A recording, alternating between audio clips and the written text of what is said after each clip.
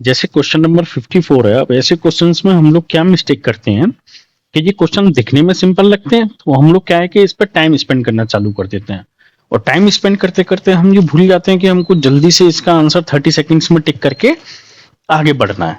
ठीक है ना?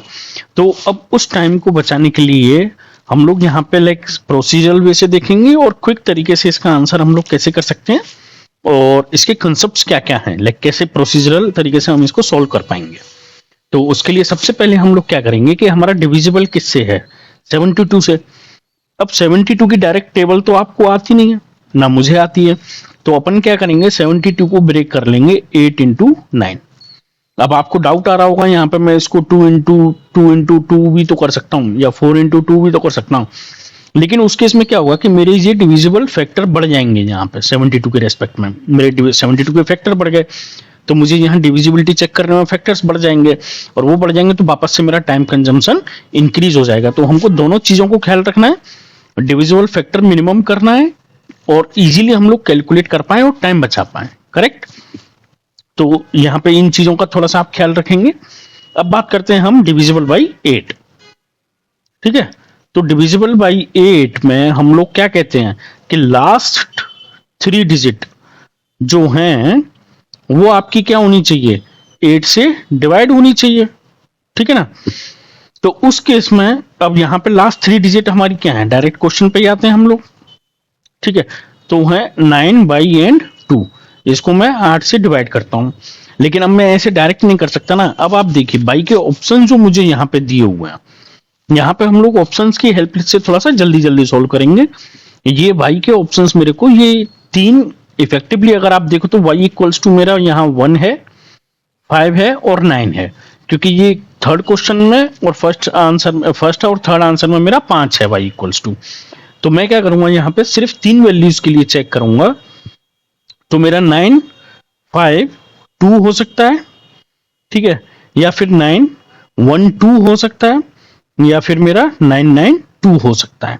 ठीक है? अब 8 से डिवाइड करते हैं इसको, कि 8 एकन 8, एक बचा यहाँ पे 8 एकन 8, तो वापस से मेरा 15 तो सोल्व होगा नहीं अब यहाँ पे, तो इसके लिए 7 बचा मेरा, और 8 नाम 72। ठीक है?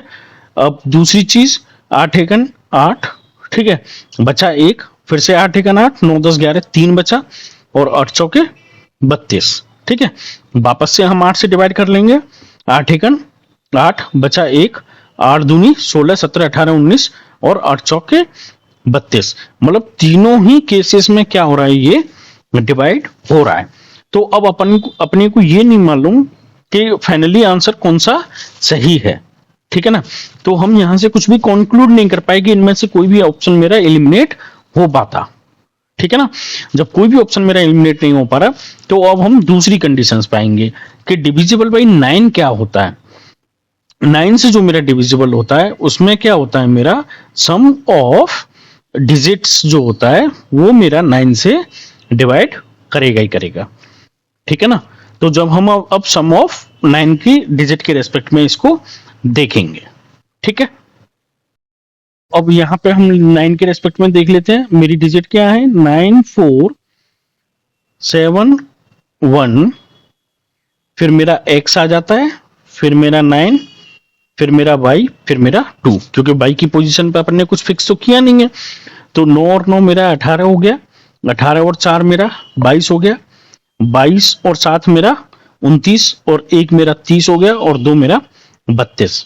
तो इफेक्टिवली ये निकल के आया 32x प्लस वाई। तो अब इन सारे ऑप्शंस के लिए मुझे ये किससे डिवाइड करना है, 9 से। तो x प्लस वाई के कॉम्बिनेशंस के लिए देख लेते हैं। सबसे पहले अपन देखेंगे पहले कॉम्बिनेशन के लिए, तो 32 प्लस x की वैल्यू कितनी है 8, प्लस y की वैल्यू कितनी है 5, डिवाइडेड बाई 9।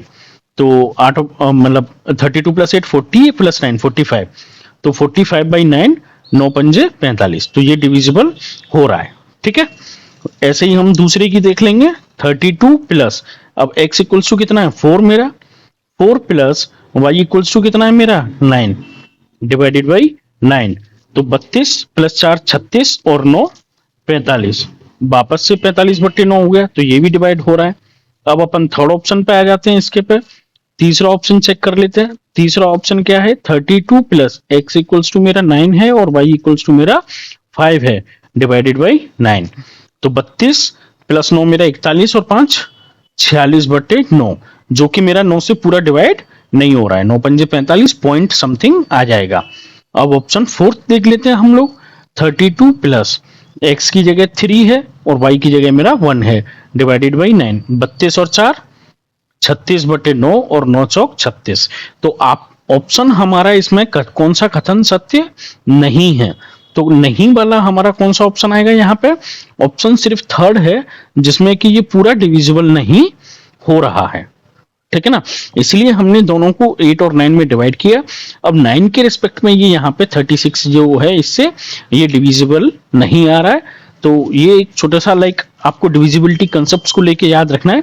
तो ऑप्शन फाइनली मेरा कौन सा करेक्ट हो जाएगा, आपका थर्ड ऑप्शन मेरा फाइनली सही है। कंसेप्ट समझ में आता है तो ठीक है, नहीं आता है तो आप बताइएगा, और भी क्वेश्चंस करते हैं and feel free to comment. Thank you.